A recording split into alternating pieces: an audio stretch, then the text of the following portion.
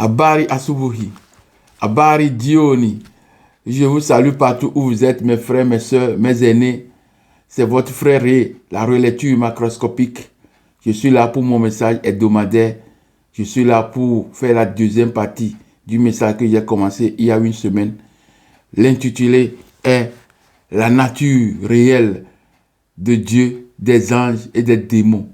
Voilà l'intitulé. J'ai commencé la semaine dernière en vous faisant beaucoup de points de vue des mouvances, mais aujourd'hui nous sommes là pour la continuité, pour la deuxième partie. Et donc, je vous invite, mes frères, mes soeurs, mes aînés, je vous invite à partager le message, à liker et à laisser vos commentaires. Oui, c'est très important. Donc, nous sommes là comme d'habitude pour le message, aller à la profondeur de l'écriture. C'est à travers les intitulés comme ça que j'arrive à vous lire encore l'intérieur, c'est-à-dire les pages de la Bible. Donc, mes frères, mes soeurs, j'ai réservé aujourd'hui 2 extraits de discours. Voilà. Mais j'ai lu la fois dernière le premier extrait. Et aujourd'hui, je vais encore relire mais un petit morceau. Et aussi, j'ai réservé le discours de Macaulay au Parlement, au Parlement britannique le 2 février 1835. Donc, ces 2 extraits, juste pour vous amener encore à se connecter de nouveau encore à l'histoire. Parce que c'est très important. L'histoire, c'est la vie, c'est la racine. Si nous perdons l'histoire, alors nous allons perdre notre souffle, notre vie. Donc, je vous invite, mes frères, mes soeurs, à m'écouter et à faire beaucoup d'attention parce que les 2 textes sont des textes parlants, des textes qui parlent de l'histoire. Discours de Macaulay au Parlement britannique le 2 février 1835. J'ai voyagé à travers l'Afrique. Je n'ai pas vu de mendiants ni de voleurs. J'ai vu des personnes avec de haute morale. Et je pense que nous ne pouvons pas conquérir ce pays à moins que nous ne brisions la colonne vertébrale de cette nation qui est la spiritualité et son héritage culturel. Par contre, je propose que l'on remplace son ancien système éducatif et culturel. Ainsi, quand les Africains penseront que ce qui vient de l'étranger et en particulier de l'Angleterre est meilleur que ce en quoi ils croyaient, ils perdront l'estime de soi, leur culture et ils deviendront ce que nous voulons qu'ils soient, à savoir une véritable nation dominée. C'est Lord Macaulay. Donc le deuxième extrait, c'est le discours du roi Léopold II de la Belgique aux missionnaires du Congo en le 12 janvier 1883. Le but principal de votre mission au Congo n'est donc pas d'apprendre aux nègres à connaître Dieu. Ils le connaissaient depuis leurs ancêtres. Ils parlent et se soumettent à Mugu, à Nzambi, à Nzankomba, Mukulu, etc. Et que sais-je encore. Ils savent que voler, tuer, coucher avec la femme d'autrui, calomnier et insulter sont des actes mauvais. Ayons le courage de l'avouer. Ayons le courage de l'avouer. Vous venez non pas pour leur apprendre à connaître ce qu'ils savent déjà. Enseignez aux Noirs une doctrine dont vous ne mettez jamais les principes en pratique.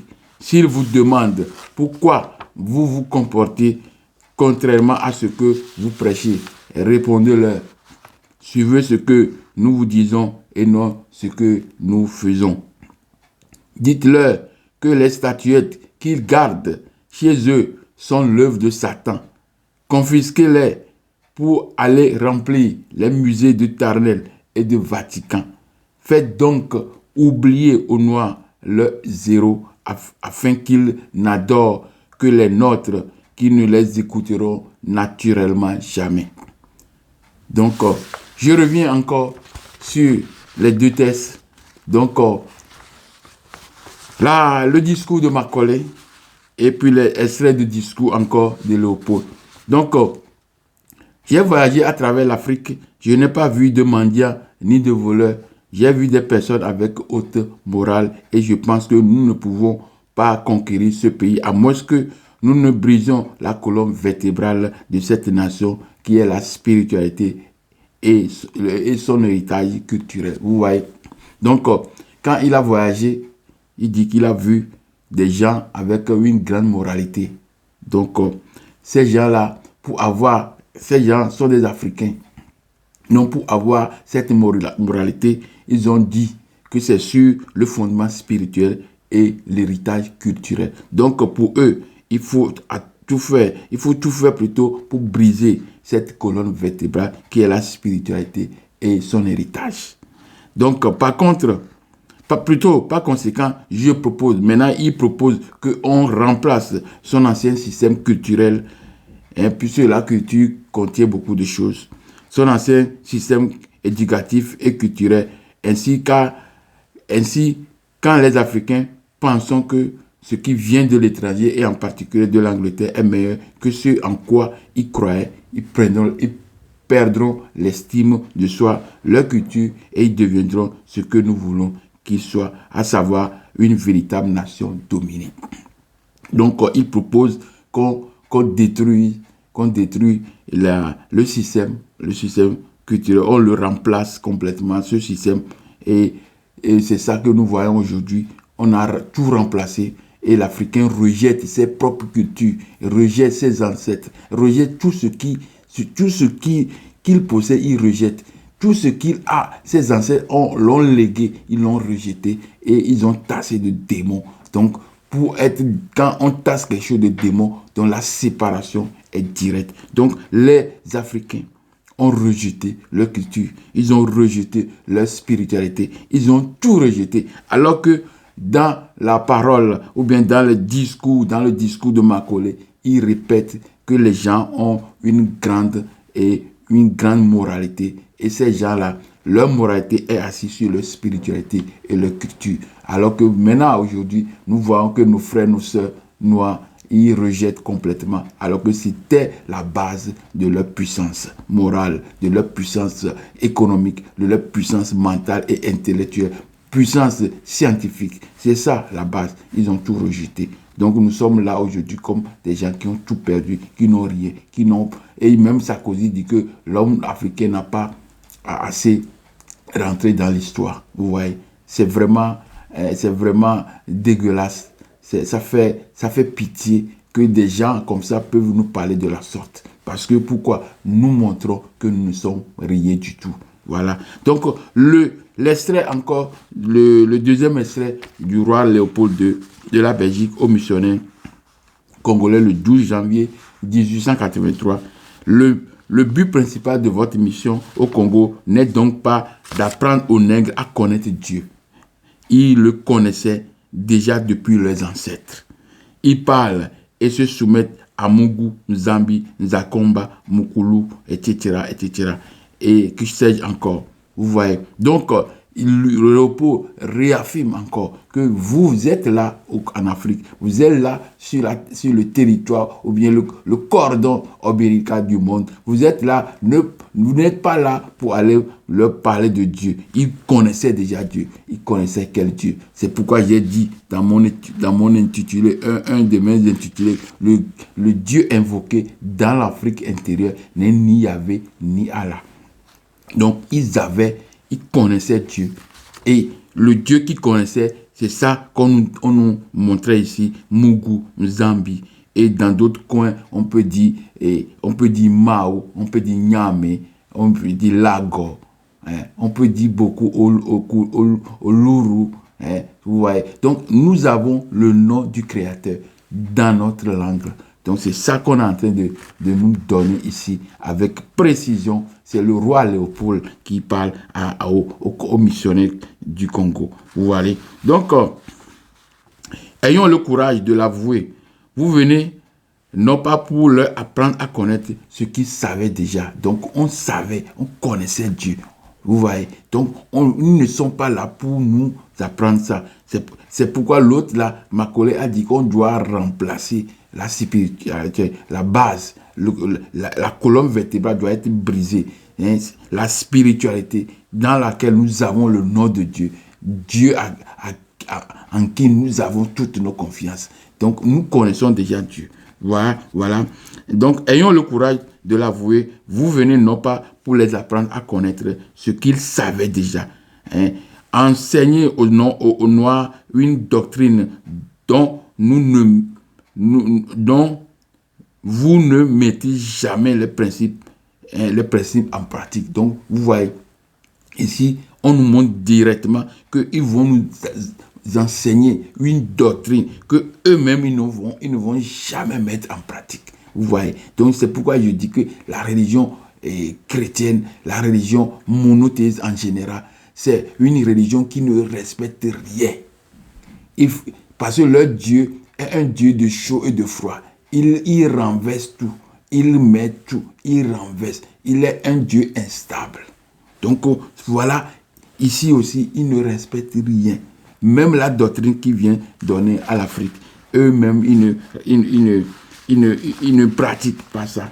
Donc, s'il vous demande, il est parti loin, il dit, s'il vous demande pourquoi vous vous comportez contrairement à ce que vous prêchez, vous leur dites, vous leur répondez, suivez ce que nous disons et non ce que nous faisons. Vous voyez, la contradiction. Ce que tu dis doit être en conformité à ce que tu fais. Là, c'est la vérité, c'est Dieu qui est là directement. Maintenant, eux, ils disent, ce qu'on fait, ça n'a rien à voir avec ce qu'on dit. C'est ce qu'on dit qui est important. Vous voyez, la doctrine n'est même pas mise en pratique.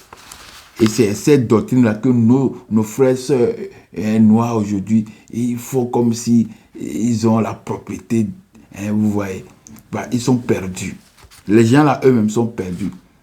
Eux qui vous ont envoyé la parole, cette doctrine, veuillez m'excuser, ils sont déjà perdus. Et vous voulez faire comme si les Africains veulent faire, ou bien nos frères et sœurs là, ils veulent faire comme si eux, ils connaissaient. Alors que les gens qui ont amené même la doctrine ne font rien avec cette doctrine. Ouais. Donc, dites-leur que les statuettes qu'ils gardent chez eux sont l'œuvre de Satan. Donc, il dit que les statuettes, parce que la statuette, c'est l'incarnation des esprits. Donc, c'est ça la spiritualité. C'est ça, cette spiritualité qui leur donne la force morale, qui leur donne la capacité intellectuelle, morale, scientifique. Les prêtres égyptiens sont des scientifiques. Et ils sont des gens qui vivent dans l'ordre. Maths, vous voyez. Donc, on dit que les statuettes là qu'ils gardent chez eux sont quoi? L'œuvre de Satan. Vous voyez, on a griffé ça. L'œuvre de Satan. Confisquez-les pour aller remplir les musées de Tarnet de Vatican. Faites donc oublier aux Noirs leurs zéros afin qu'ils n'adorent que les nôtres, que les nôtres qui ne les écouteront naturellement jamais. Donc, tous ces zéros, pour eux, Marie et Sainte Thérèse, Saint Antoine, Saint Marguerite, tout ça là, les saints qu'ils ont donnés par-ci, par-là, il dit que si vous-même nous appelons, ces saints ne vont pas nous répondre. Et c'est ça. C'est pourquoi en Égypte antique, ils ont dit qu'ils ont volé tous les documents. Et puis, maintenant, ils veulent faire la prière, faire la lecture de ces documents. Et ils font une prière à une longueur de la journée. Et ces prières ne vaut rien. Ces prières ne valent rien. Parce que pourquoi? Qu'est-ce qui est arrivé? Parce que ces prières sont dénudées de toute force spirituelle. Ouais, c'est pourquoi tu vas voir, ils récitent des prières, ils font des chapelets. Tout ça, ça n'a rien. Il n'y a rien, pas de contact avec le divin, avec ça. Vous voyez, parce qu'ils ont perdu l'essence même de cette prière. La capacité spirituelle qui doit être dedans, ils l'ont perdu. Ils ont pris seulement les documents. C'est ça qu'ils sont en train de lire. Ils créent des prières par-ci, par-là. Ouais. Donc, C'est ça, les deux textes, ce que les deux textes, ce que ça nous amène à comprendre. Voilà, c'est ça que j'ai survolé comme ça. Donc, ayez dans votre esprit que l'Afrique, berceau de l'humanité, se déplace avec tous ses bagages moraux. Tous ces bagages, oui, bagages moraux, vous comprenez. Donc, je suis là pour la deuxième partie du message, la nature réelle de Dieu, des anges et des démons. Nous sommes toujours là, comme d'habitude. On a quelques versets bibliques à lire et j'ai encore quelques versets bibliques très importants pour lire aujourd'hui. Je peux dire que j'ai deux versets bibliques. Je peux dire que j'ai deux versets bibliques aujourd'hui. Voilà. Il y a deux versets bibliques aujourd'hui, mais ces deux versets, je peux dire que ces deux versets, ils sont couplés, c'est-à-dire dans un passage, je parle de deux versets bibliques, mais je parle de deux passages bibliques que je vais lire. Donc, le premier passage est couplé avec trois versets bibliques. Le premier passage est couplé avec trois versets bibliques. Le deuxième passage est aussi couplé,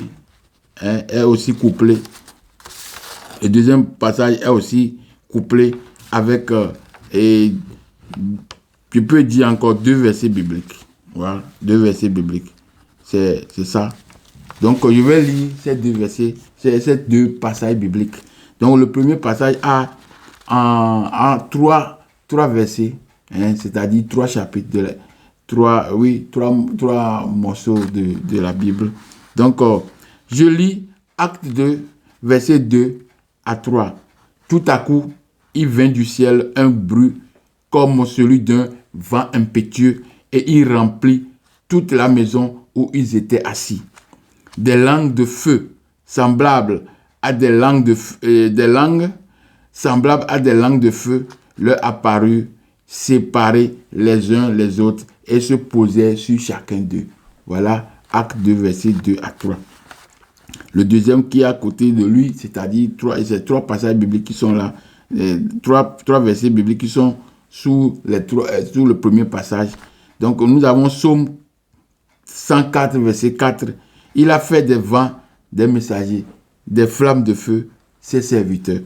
Et Hébreux 1, verset 7 et 14 nous dit quoi? De plus, il dit des anges. Celui qui fait de ces anges des vents et de ses serviteurs une flamme de feu.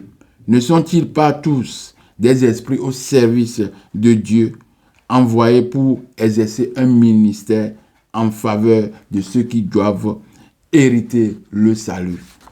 Et le deuxième passage biblique, parce qu'il y a eu trois versets bibliques qui sont dans le premier passage. Donc le deuxième passage biblique aussi est tiré de Matthieu et toujours de Matthieu. Donc Matthieu 22, verset 29 à 30. Jésus leur répondit: vous êtes dans l'erreur parce que vous ne comprenez ni les Écritures ni la puissance de Dieu. Car à la résurrection, les hommes ne prendront point de femmes ni les femmes de mari, mais ils seront comme des anges des anges de Dieu plutôt dans le ciel. Donc retenez vraiment ce verset, c'est un verset fondamental, un verset qui est un verset de lumière. Donc retenez ça bien. Le deuxième passage qui est à côté, c'est Matthieu 17, verset 3 à 4. Et voici Moïse et Élie leur apparurent, s'entretenant avec lui. Pierre, prenant alors la parole, dit à Jésus: Seigneur, il est bon que nous soyons ici. Si tu le veux, je dresserai ici 3 tentes, une pour toi, une pour Moïse et une pour Élie. Voilà les deux passages bibliques que j'ai retenus pour cette deuxième partie de ce soir. Donc, je vais faire un petit commentaire, comme d'habitude, sur le passage que je viens de souligner. Donc, acte 2, verset 2 à 3. Tout à coup, il vient du ciel un bruit comme celui d'un vent impétueux. Et il remplit toute la maison où ils étaient assis. des langues semblables à des langues de feu leur apparut, séparés les uns les autres, et se posaient sur chacun d'eux. Donc on nous a dit que le Dieu est arrivé, le Saint-Esprit est là. Donc comme le Saint-Esprit est là, il est là comment? Il est là avec dans le vent, c'est le vent qui est arrivé, et après on a les flammes. Donc comme la semaine passée, je vous ai déjà fait les points de vue des mouvances, et tour à tour, tous ces points de vue nous donnaient le vent, les éléments de la nature. Donc, nous sommes là, dans les éléments de la nature, et l'élément que nous avons ici, nous avons le vent et la flamme. Donc, si Dieu se présente, il se présente, on voit sa présence seulement avec le feu et avec le vent. Vous voyez? Donc, c'est ça, là, les caractéristiques de Dieu, la nature maintenant de Dieu. Dieu, c'est le vent, Dieu, c'est la flamme. Donc, je lis le deuxième qui est à côté. Matthieu 17, versets 3 à 4. Et voici Moïse et Élie leur apparut. C'est-à-dire, on a dit que Jésus a fait la transfiguration.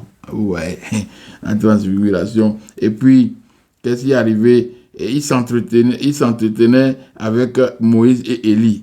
Et puis, après, Pierre, l'apôtre, prenant la parole, dit à Jésus, non, il est bon que nous on reste ici. On va faire quoi? On va dresser trois tentes. Une pour toi, une pour celui-ci, une pour Moïse et une pour Élie. Donc nous savons ici que Élie et Moïse étaient morts, ça fait des années, non, selon la Bible. Donc, si Jésus entretenait avec ces gens-là, et jusqu'à ce qu'on va faire une demeure, parce qu'en Afrique entière, on faisait des demeures des ancêtres, on faisait des demeures, et on a des maisons, des chambres, on va dire que c'est la chambre de nos ancêtres, vous voyez. Donc, ici, nous voyons qu'on est en train de dire, Pierre est en train de dire qu'on va faire une maison et on aura l'esprit de Moïse dans cette maison-là. Et puis on aura l'esprit d'Élie dans cette maison. Et puis nous-mêmes, on va faire une maison que nous-mêmes, on va habiter. Vous voyez, c'est le truc de l'Afrique. Vous m'excusez. C'est le truc de l'Afrique. C'est le truc de l'Afrique. Et qu'on a l'habitude de faire. Et dans les maisons, il y a toujours les maisons. Il y a toujours les maisons. Dans les maisons, on a des choses dans les maisons. Vous voyez, c'est toujours comme ça. Donc, on ne peut pas nous dire que ces gens-là sont en train de faire quelque chose de nouveau. C'est une copie. Voilà. Donc, voilà les deux passages bibliques que j'ai réservés pour ce message d'aujourd'hui. Ces deux passages bibliques sont des passages bibliques clés. Oui, on nous montre ici que Dieu est vent, est souffle, est flamme. Maintenant, on nous dit en même temps dans Hébreux 1 ou bien Psaume 104, verset 4, que il a fait des vents, ses messagers, et puis des flammes de feu, ses serviteurs. Donc, on parle des anges. Vous voyez. Donc, Dieu a les anges, et puis ici, on n'a pas encore parlé de démons. Vous voyez. Parce qu'on a classé le démon dans d'autres catégories, et c'est sous le couvert du diable. Donc, dans les mouvances que je vous ai lues la fois dernière, on nous a déjà fait un point de vue énorme, un point de vue clair. Donc, nous devons comprendre que tour à tour, ces gens n'ont pas accepté le terme de démon. Donc, mes frères, mes sœurs, le message se poursuit. Mes bien-aimés, nous sommes encore à notre rendez-vous. Oui, nous sommes encore à notre rendez-vous. C'est très important. Donc, hebdomadaire. Aujourd'hui, nous allons continuer la deuxième partie de ce message intitulé « La nature réelle de Dieu, des anges et des démons ». Comme prévu, nous allons faire le point de vue de la nature de Dieu, des anges et des démons d'après la spiritualité et d'après la mouvance spiritualiste. Donc, en l'occurrence, l'animisme. J'ai choisi l'animisme. Donc, cette partie, je l'ai intitulée « La mouvance des spiritualistes ». C'est cette mouvance que je n'ai pas lu la fois dernière, ou bien je n'ai pas fait la fois dernière. Donc, mouvance spiritualiste. Dans cette partie, j'ai retenu le point de vue des prêtres égypto-cananéens sur la nature de Dieu, des anges et des démons. Voilà, c'est le point de vue que l'exemple concret que j'ai pris pour cette partie de la mouvance des spiritualistes.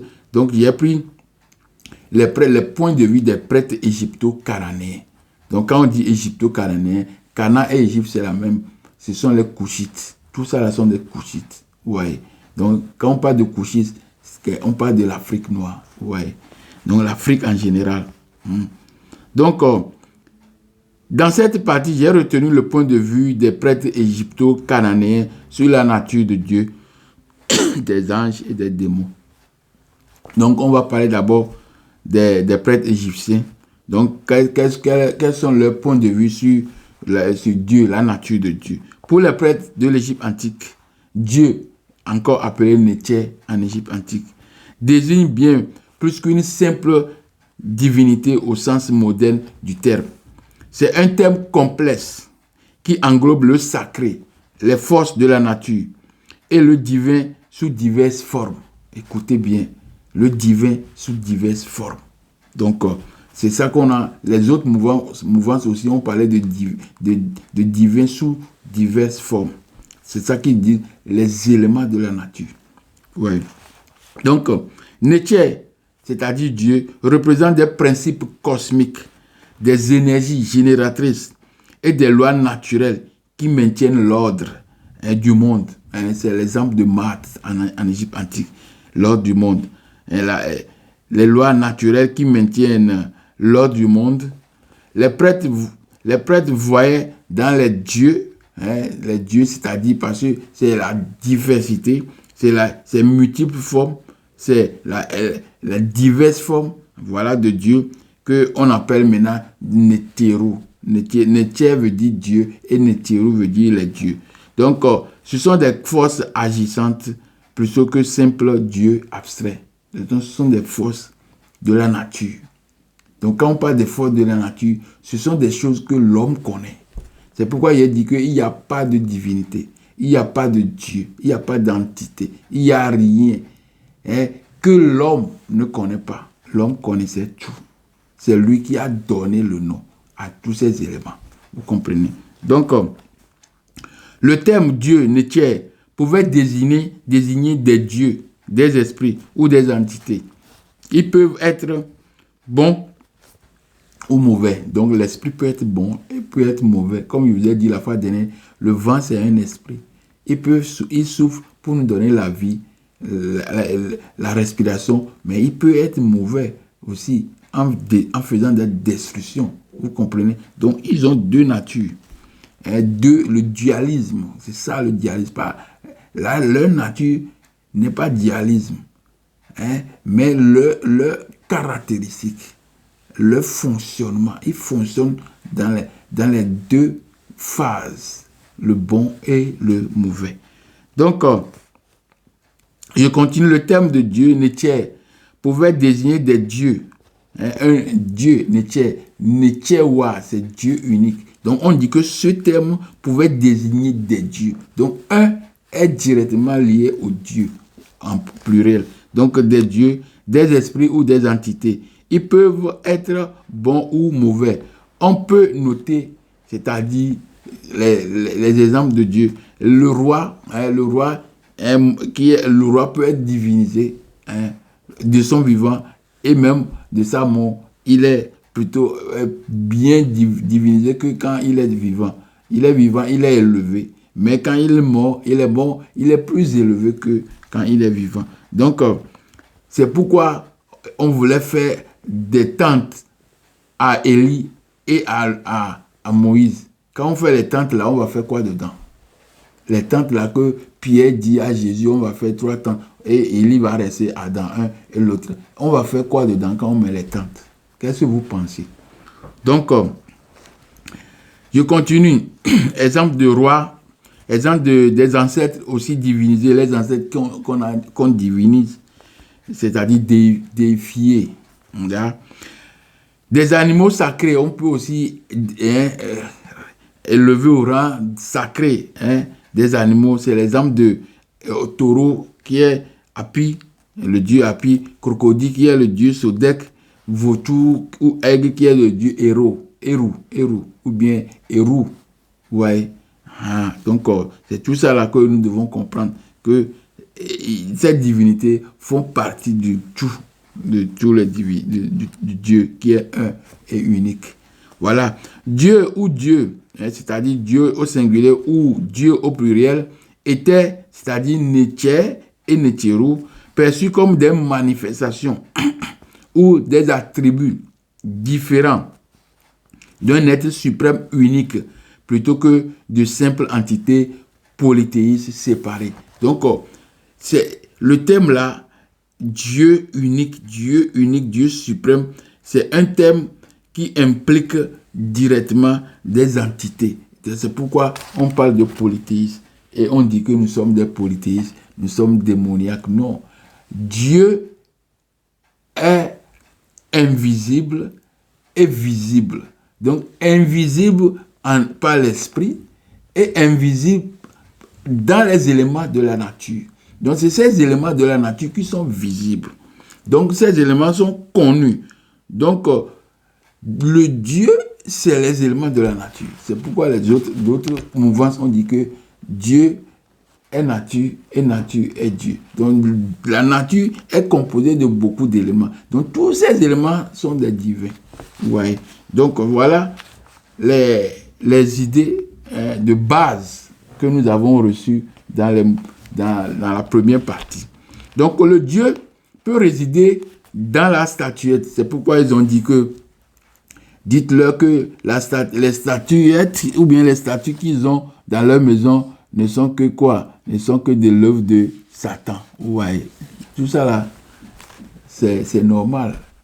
Donc, le Dieu peut résider dans la statue, dans les images sculptées, sacralisées.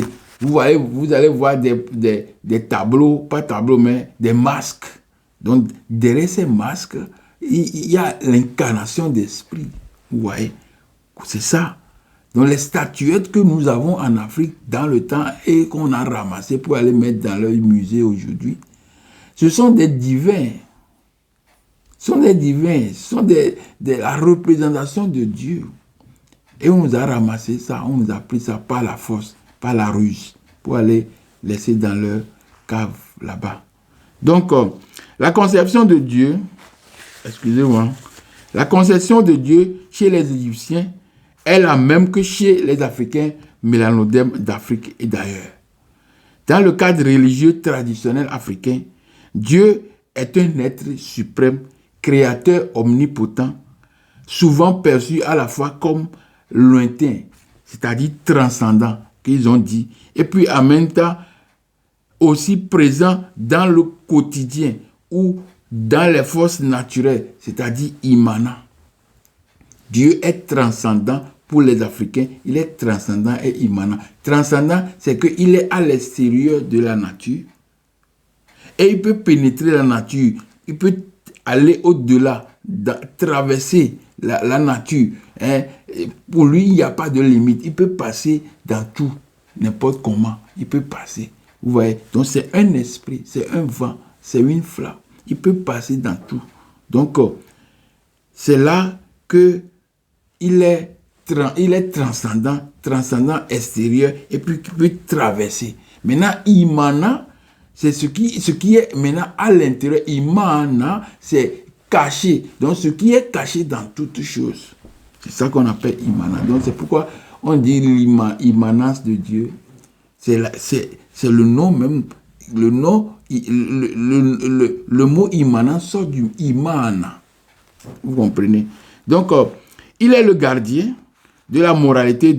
Et la moralité, c'est le Dieu, le point de vue des Égyptiens, les prêtres égyptiens. C'est ça que je suis en train de lire. Il est le gardien de la moralité, la maths, le moral, l'équilibre, tout. Donc, il est le gardien de la moralité, le fondement de l'existence, l'origine de toute force vitale, c'est-à-dire énergie. Il est le fondement et l'origine de toute force vitale. C'est le Dieu, ça. En raison de sa grandeur, en raison de sa grandeur, de son invisibilité, Dieu est souvent approché par des intermédiaires qui sont les divinités, qui sont les éléments de la nature. Donc Dieu étant invisible, donc elle s'est rendue visible à la créature, c'est-à-dire plus précisément l'homme. Il s'est rendu visible à l'homme qu'à travers ces éléments de la nature. Donc ces éléments de la nature sont des intermédiaires. C'est pourquoi ils sont visibles, très visibles. Et ils sont des intermédiaires entre l'homme et Dieu, invisible. Donc ces éléments de la nature sont le vent, l'air, le feu, la lumière, l'eau, l'océan, la rivière, les fleuves, les montagnes, les volcans, les montagnes. Tout ça là, le ciel, la terre, les planètes, les astres, tout ce qui existe dans la nature, tout ce que la main de l'homme n'a fait, tout, ça c'est ça qu'on appelle nature.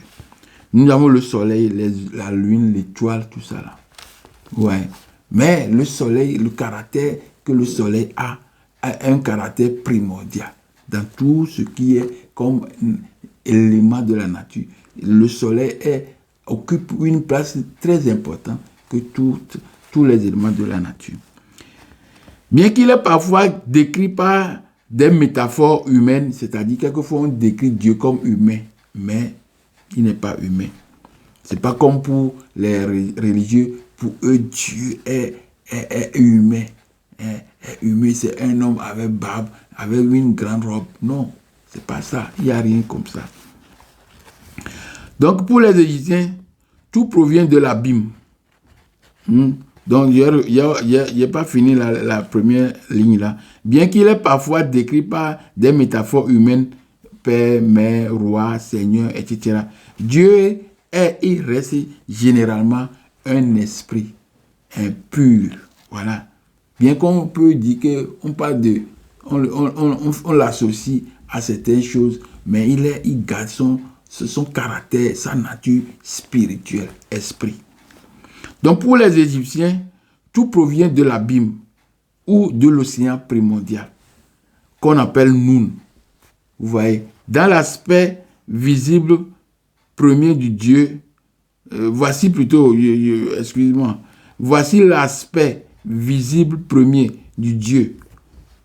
L'aspect, comment Dieu, dans la présentation de Dieu direct au début de la création, dans la cosmogonie égyptienne, parce que la cosmogonie veut dire engendrement, mais logie veut dire étude de toutes ces choses-là. Donc, ici, nous avons la cosmogonie. Donc, nous avons Atum, qui est l'énergie fondatrice, génératrice de tout l'univers.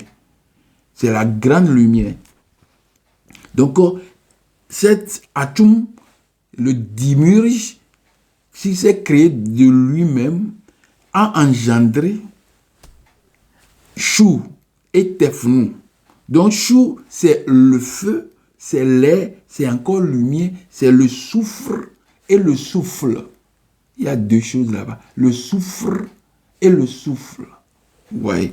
Donc, et puis, pour Tefnou, nous avons eau, nous avons humidité, nous avons vapeur d'eau. Donc, nous voyons que Atum a généré directement Chou et Tefnou qui ont la nature feu, nature air, nature lumière, nature souffle. Et puis Tefnou a aussi nature eau. Donc, et humidité, vapeur. Vous comprenez? Donc, si nous voyons ici directement, nous voyons que Chou était déjà le feu et la flamme. Le feu et la flamme et l'air. C'est Chou ça. Donc, si on veut parler de la nature de Dieu, qui est vent et le feu, donc nous voyons ici que les Égyptiens antiques ont déjà montré la nature. C'est pourquoi eux, ils n'ont jamais parlé de nature. Ils ont parlé seulement des fonctions. Dans toute chose, ils parlent des fonctions. Même les mouvances que je vous ai lues, personne n'a parlé de nature. C'est seulement l'Égypte antique qui parle de nature. Donc la nature, c'est ça qui est fondamental. On doit connaître pas les fonctions. Les fonctions sont là multiples. Mais la nature, c'est ça qui nous engage aujourd'hui. Quand on connaît la nature, Donc, si les choses ont une seule nature, alors pourquoi on va faire la distinction maintenant? Parce que c'est la même source. Quand ils sortent de Atum, et voilà, Atum leur donne vie, l'Atum qui communique maintenant feu, lumière, tout ça. Donc Atum, même quand ce qu'il a, c'est ça qu'il doit donner. Donc Atum donne déjà le feu que lui-même il a, l'air que lui-même il a, lumière que lui-même a, le souffle que lui-même a, le souffle que lui-même a, l'eau, tout ça là, il a déjà ça. C'est pourquoi il donne. Vous comprenez? Donc, pour cette raison, c'est pour cette raison plutôt que la nature de Dieu invisible est le vent, l'air, le feu, le soufre ou lumière, et puis eau. Ces éléments sont bien signalés dans les versets bibliques pour désigner Yahvé et des anges et des démons. Donc, dans les versets bibliques, nous avons ces choses-là qui sont là. On a déjà dit ça dans les versets bibliques. Vous voyez, c'est ça. Nous reviendrons dans la suite pour bien parler du vent et du feu, parce que l'élément fondamental, c'est le vent et le feu. Donc, on va venir parler maintenant du vent et du feu, mais c'est dans la suite du programme. Donc, les anges, dans l'Égypte antique, il n'existe pas de concept d'ange strictement identique à celui des religions organisées abrahamiques, messager ailé de Dieu. Non. Cependant, la spiritualité égyptienne était peuplée de forces surnaturelles et de divinités mineures qui remplaçaient des fonctions similaires. Ils ont des fonctions similaires. Ils peuvent se remplacer. Vous voyez? C'est ça. Donc, les Égyptiens savaient qu'ils étaient entourés de divinités. Les Égyptiens savaient que eux, Égyptiens, ils sont entourés de divinités. Même la nation, ou bien les peuples tout entiers sont entourés de divinités. Donc, il y a les divinités positives et les divinités négatives. C'est toujours comme ça. Tout est dualisme. C'est deux. Le pour et le contre. On ne peut pas scinder, c'est impossible. Donc, nous avons les divinités positives et négatives qui influençaient leur vie sur la terre et au-delà, et dans l'au-delà. Donc, quand ils meurent même, il y a ces influences, ces agissements de ces divinités sur eux. Donc, ces entités agissaient comme des protecteurs bienveillants qui percevaient les individus, qui percevaient les individus des dangers et des menaces. Donc, ce sont des protecteurs bienveillants, mais qui préservaient, plutôt plus percevaient, mais qui préservaient les individus des dangers et des menaces. Donc, les entités là, quand il y a un problème, un mal qui arrive, ils vont faire aussi le mal pour pouvoir régler ça. C'est comme ça la vie. Quand il y a du désordre, on doit venir faire une force qui doit briser ça avant que l'autre doit revenir. Donc, c'est comme ça quand il y a de bon, avant d'avoir bon, il faut qu'on change ce qui est mauvais en bon. C'est comme ça. Donc, c'est un travail qui est fait ensemble. Et dans un dualisme, dans un dualisme, c'est nécessaire de le faire que les choses se passent comme ça. Sans le négatif, sans le positif, il n'y a pas d'action. Donc, ces entités agissaient comme des protecteurs bienveillants qui préservaient les individus des dangers et des menaces. Ils servaient d'intermédiaires, comme je vous ai dit, ce sont des intermédiaires. Ces entités sont des intermédiaires entre le monde divin, c'est-à-dire le monde invisible, transcendant, immanent, et l'humanité qui est profane. Vous comprenez? Donc, contrairement aux anges chrétiens, rejetés par toutes les mouvances, parce que les mouvances que je vous ai lues la fois dernière, ils ont tous rejeté l'histoire de anges et démons. Donc, contrairement aux anges chrétiens rejetés par toutes les mouvances, qui sont des créatures spirituelles pures, ces entités égyptiennes faisaient partie intégrale du panthéon du panthéon, maison de Dieu. Panthéon, c'est maison de Dieu. Donc, il y a les Nétchers et les Nétchérou. Ils sont tous dans le panthéon. Ouais. Donc, pour leur vision ou bien leur point de vue sur les démons, comme pour les anges, les démons ne sont pas des vocabulaires égyptiens.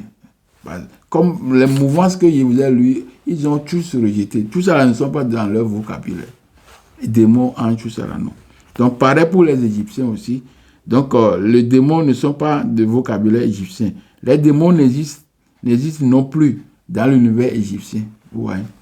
Donc, voilà, on n'a pas beaucoup de choses à dire sur les démons.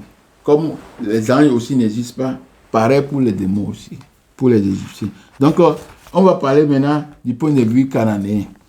Pour les Cananéens, la religion cananéenne était polythéiste avec un panthéon complexe où les divinités étaient étroitement liées aux forces de la nature. Donc, c'est la même chose, c'est la même rhétorique. Ouais. Dans tout le monde entier, dans toutes les nations, il y a toujours des panthéons. Quand on a les panthéons cananéens, panthéons phéniciens, panthéons araméens, panthéons babyloniens, panthéons assyriens, panthéons égyptiens.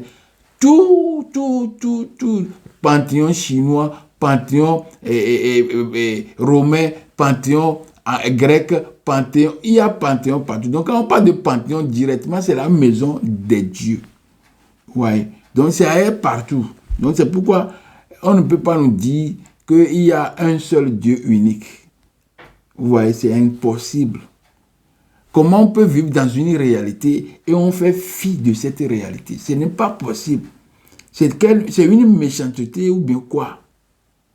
Et on vous oblige à accepter ça, alors que c'est une contradiction.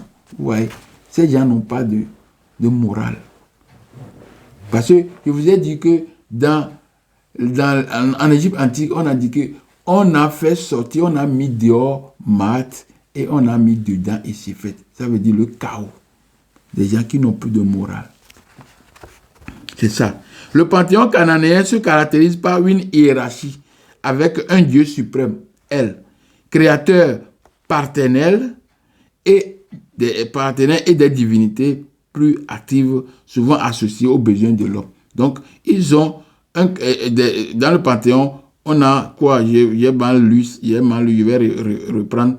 Le panthéon cananéen se caractérise par une hiérarchie avec un Dieu suprême, créateur partenel et des divinités plus actives, souvent associées aux besoins de l'homme.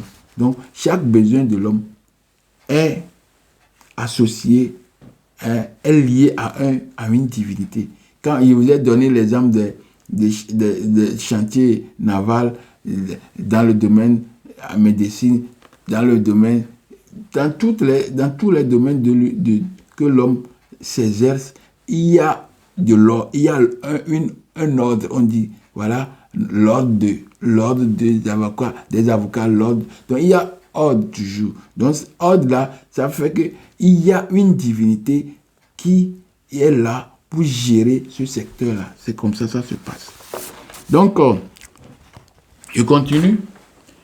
Elle est la divinité suprême considérée comme le Père des dieux et des hommes. Si les divinités autour de lui étaient associées aux éléments de la nature, lui-même est, selon eux, la nature elle-même. Donc, si les divinités autour de Dieu, de lui-même, sont associées aux éléments de la nature, alors, lui-même, pour les Cananéens, la nature, c'est elle-même qui est Dieu. Ouais.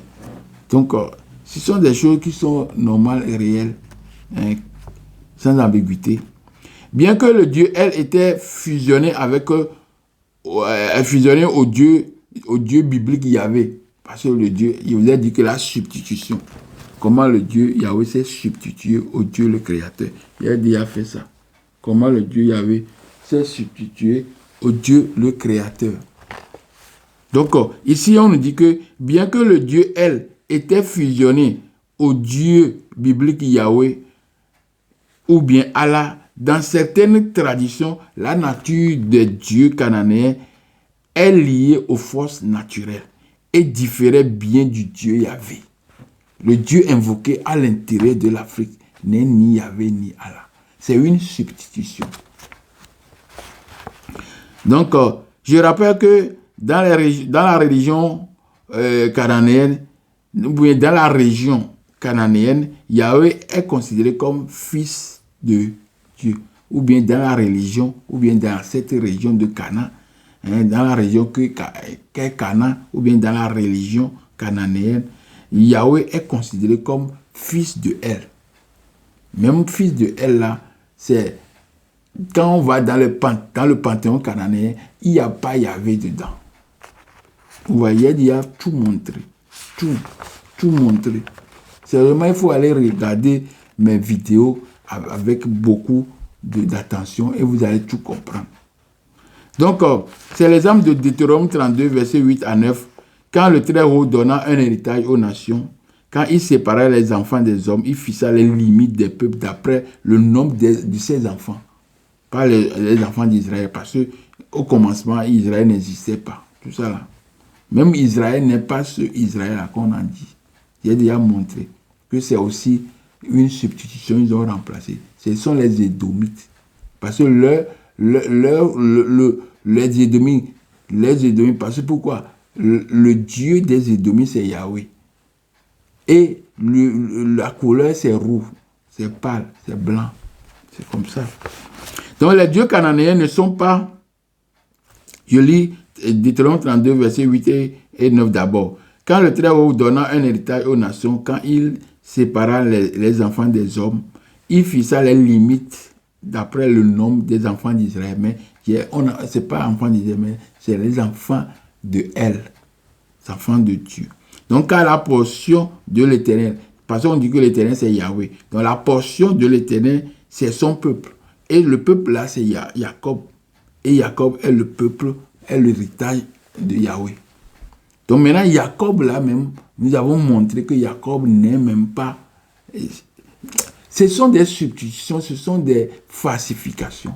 Il prend le nom d'une autre chose et fait passer, et font activer quelque chose comme ça. C'est leur mode.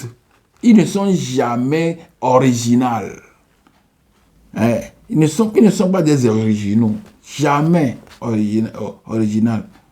Ils sont des copies. Ils font toujours copie. C'est ça. C'est pas normal.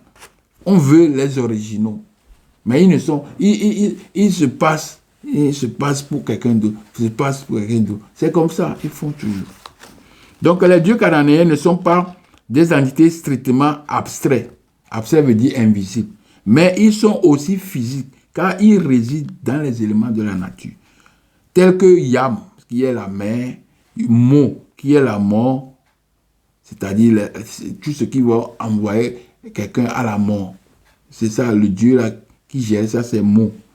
M-O-T. Shamash, c'est le soleil. Aserta, ou bien Astarté, ou bien Ashera, ou bien Anat. C'est la lune. Donc, il y a toutes les planètes sont des divinités. Donc, pour les Cananéens, tout ça là, ce sont les éléments de la nature. Et donc, Dieu réside dans ces éléments de la nature. Maintenant, leur point de vue sur ange. La notion d'ange au sens moderne du terme messager n'existe pas telle que dans la région cananéenne originale. Mais les textes ougarites présentent une structure céleste très hiérarchisée qui présente ou préfigure les hiérarchies angéliques. Mais pas vrai angélique comme on dit dans la région monothéiste, non. Parce que ce sont des divinités. Pour eux aussi, ce sont des divinités. Alors qu'ici, on dit qu'il n'y a pas de Dieu après moi. Après moi, c'est le désert. Donc, il n'y a pas un autre Dieu. Donc, les anges. Alors que pour les Cananéens, les anges sont des divinités. Ils ont la même nature. C'est pourquoi on parle du feu et le vent. Le feu, oui, le vent, ou bien la flamme. Dans le panthéon cananéen, il existe une distinction. Dans le panthéon cananéen, il existe une distinction entre les grands dieux, c'est-à-dire Baal, El, Baal, Asherah, Anat, et des divinités mineures ou messagers, même structure observée sur la terre des communs. Souvent appelé fils d'El ou bien fils de Dieu, Ben El, il constitue l'assemblée divine. Si nous lisons Psaume 82, nous allons comprendre que là-bas, on parle de Dieu est dans l'assemblée de Dieu. Vous êtes tous fils de Dieu. 82, verset 6. Vous êtes tous fils de Dieu. Donc, je continue le terme hébreu. Malach, ange et messager. Dans les textes cananéens, les dieux Gupan et Ouga sont des émissaires ou des serviteurs de Baal, portant des messages entre les dieux. Donc, ce sont des dieux messagers. Ce sont des dieux, mais ils sont des messagers. Ce sont des hommes, mais ils sont des hommes de messagers du roi. Parce que le roi et le messager ont la même nature. Ils sont tous hommes. Vous voyez, il y a le roi qui est homme, il y a le messager qui est homme. Mais dans la région monothéiste, le roi, Dieu y avait dit que lui, il est le seul Dieu, que les autres ne sont pas Dieu. Vous comprenez? Nous ne pouvons pas être roi à la fois. Il y a seulement un seul roi. Mais il faut accepter que le roi est homme. Il ne faut pas dire que le Dieu, lui, il est Dieu. On ne connaît pas sa nature, mais on va connaître la nature des anges et des démons. Non. En résumé, non, je continue. Contrairement à la conception anthropomorphique des messagers, selon les régions révélées ou organisées, les messagers, être suprême, être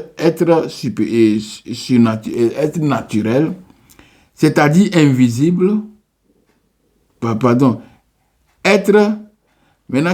Cananéens sont des êtres divins. Je vais lire. Ces messagers, pour les Cananéens, sont des êtres divins de nature abstraite et physique, c'est-à-dire invisibles et visibles, comme pouvant boire, manger et se déplacer. Donc, quand on fait la maison pour Élie, quand on fait la maison pour Moïse, on va laisser de l'eau dedans, on va laisser de la nourriture dedans, on va laisser des choses de la nature dedans.